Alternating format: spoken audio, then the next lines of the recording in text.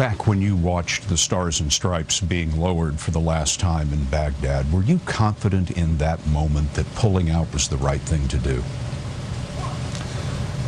No, I wasn't. I really thought that it was important for us to maintain a presence in Iraq. With me now, Iraq and Afghanistan war veteran, CEO of Concerned Veterans for America, and Fox News contributor Pete Hegseth, and former State Department official Christian Whitehead. Good evening, gentlemen. Look, President Obama's Secretary of Defense, Leon Panetta, Robert Gates, also a Secretary of Defense, both of them criticizing Obama's military decisions.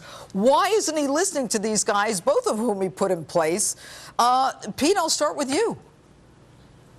Well, it's a bipartisan consensus at this point. And we've seen through this administration, President Obama is more interested in listening to his political advisors than he is to his military generals. And you're starting to see that now with the battle plan against ISIS. He's laying out front what we're not going to do as far as boots on the ground, whereas you're starting to hear percolating behind the scenes, both those in the administration, Dempsey, outside the administration, Gates, Panetta, Petraeus, saying it's sort of foolish both to play your cards up front, but also to rule it out if you're going to truly seek to destroy. So you're starting to see a wedge being driven that we've known about for a long time. Pete, the question is, everybody knows we need boots on the ground. I haven't met anybody who says we don't need boots on the ground. If we're not going to partner with Iran and we're not going to partner with Syria and we're not going there, whose boots are going to be on the ground? That's number one. But why isn't the president listening? Does he think he knows more than our military advisors?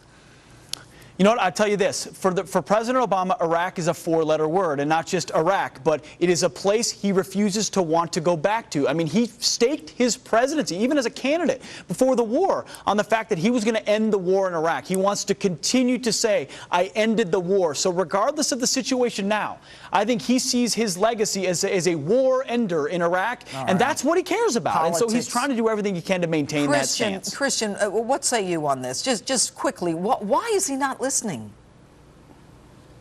Well, he just thinks he knows better, and this has been, throughout this administration. Why is Hillary Clinton and now John Kerry able to travel essentially endlessly? Real decisions are actually made in the White House. They're not made out at agencies.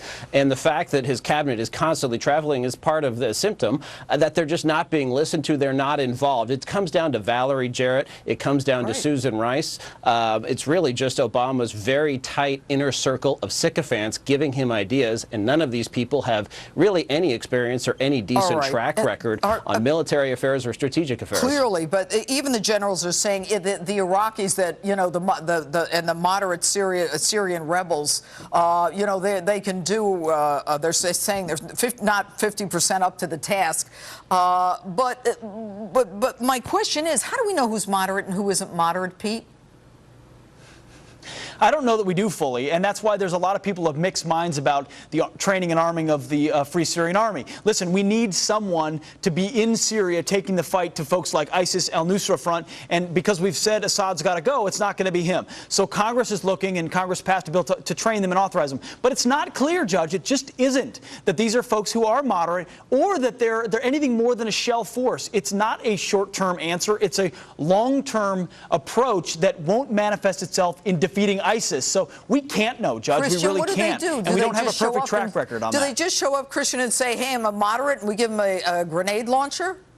I mean, how do we know? Well, we have an $80 billion a year intelligence bureaucracy, so they sure as hell better know. And if they don't, then we really need to start cutting and reforming that radically. But the go or no go shouldn't be moderate versus, conservative, which is sort of a phony breakdown. It should be whether you're an Islamist, whether you favor theocracy and the unification of mosque and state, or whether you're secular. And you can be a virulent conservative Muslim that I don't want to spend Friday night with, but be a secularist, and we should support those people. Okay. All right, Pete and Christian, thanks so much for being with us this evening.